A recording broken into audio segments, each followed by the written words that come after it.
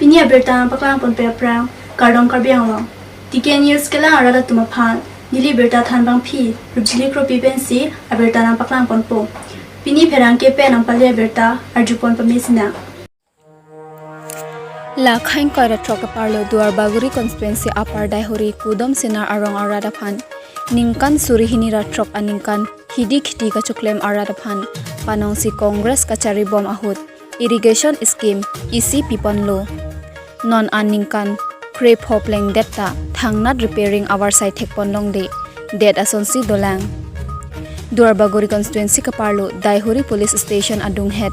kedo upper daihuri kudom sinar arong along kedo irrigation scheme pen langteng mati ec switch gate ason pipon lo hadak arada phan kedamtang ningkan surihini ratrok aningkan congress kachari bom ahutsi pipon lo non anningkan krepho an chokpon tanglo laso alangteng rada phan ke panong pon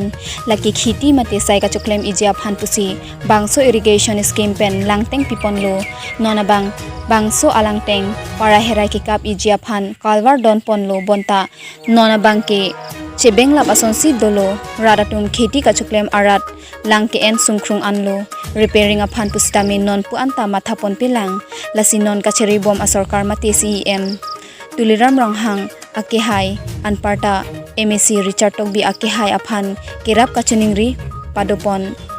lasining kemepen dhorom jat chipo pepin pen kerap kepa jerning kemenai abang phusar tuliram ranghang lapen MAC Richard Tokbi akehai aphan chuning ripon ta pado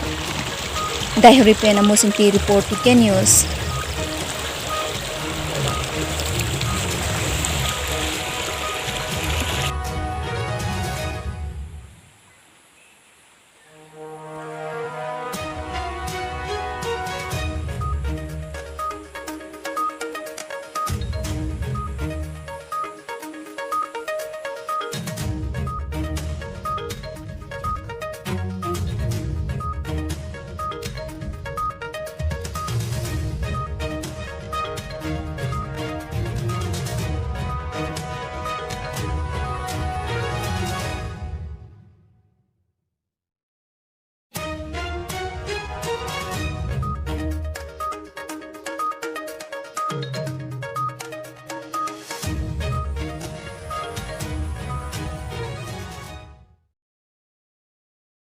Tiken news pen pini aberta kwansi kangton ponlo kardong.